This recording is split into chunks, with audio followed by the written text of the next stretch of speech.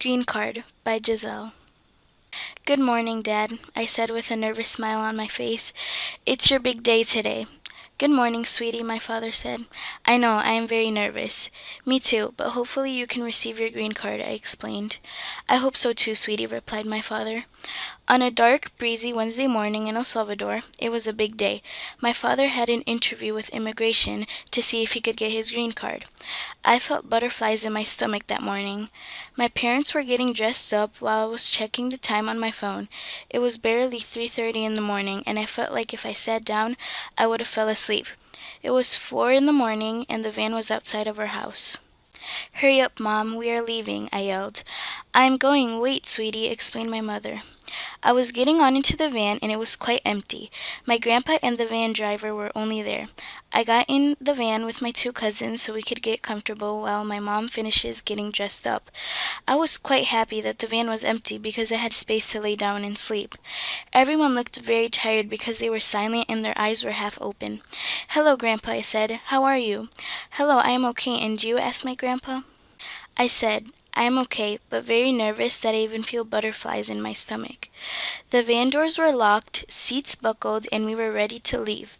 My cousins and my grandpa were the only ones to support my father and all of us. We were all ready to go, so we pulled out of the driveway.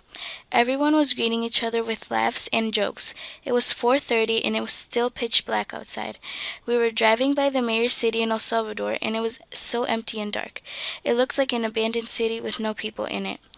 All the buildings were closed at this time because it was very early. I fell asleep because I felt way too tired to be awake. It was still very dark outside, and it kind of looked scary and empty, especially when we passed by the woods. I woke up 10 minutes later to my family laughing and joking around. It was so loud that it sounded like a party bus in a van. I wanted to tell them to lower their voice, but I knew they wouldn't do it. I couldn't even fall asleep anymore in that van. My dad did tell funny jokes, though. He made me laugh. My cousins were dead asleep in the other chairs, and they looked like they were having a good sleep. We were about a mile away, and things started getting serious that everyone was silent. I felt like tears were going to fall from my eyes because of how nervous I was. My heart was beating very quickly, and it made me feel weird. It was very early, so we decided to stop by a gas station to grab some snacks and some coffee so we don't starve ourselves. It was good that we stopped by a gas station because I was starving myself. Everybody, it's early, so let's get some coffee and snacks, my father said. Okay, we all yelled out with excitement. After grabbing some snacks, we had to go to the immigration building. My dad jumped out of the van and we said our goodbyes and our good lucks. I was so nervous for my dad that I just hoped he could get the green card. I really wanted my dad to come back to the United States. If he didn't, it wouldn't be the same without him.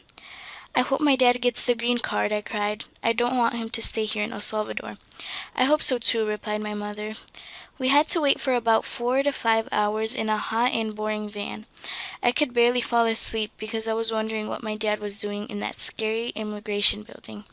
I was really worried, and I was getting sick inside that van. My dad was taking way too long in that building. All of us were starting to worry about my dad. We decided to go to the park to get some air and go to the bathrooms. The bathrooms had toilet paper all over them, and it smelled really bad inside. But it was worth it because I really had to go to the bathroom. We had some fun at the park by playing on the swings, but then we had to go back to our parking spot. Right when I got in the van, my grandpa got a call, and it was my father.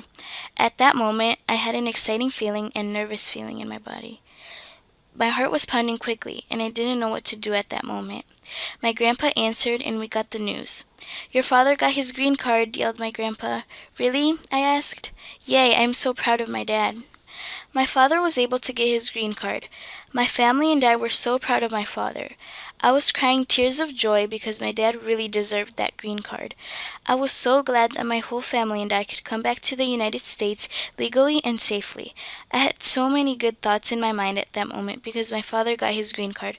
Come on, guys, let's go. We have to go pick up Carlos at the immigration building, shouted my mom. Okay, we all replied with a big smile on our faces. I saw my father with a huge smile on his face, and it made me happy. I hugged him and I started crying tears of joy. This is the best feeling anyone could ever imagine when it comes to getting a green card. I am very thankful and grateful for my whole family being legal in the United States. Now imagine all the things we could do as a legal family. go to different countries, not having to worry about being deported, and not being able to separate with your families. It is truly the best feeling anyone could feel.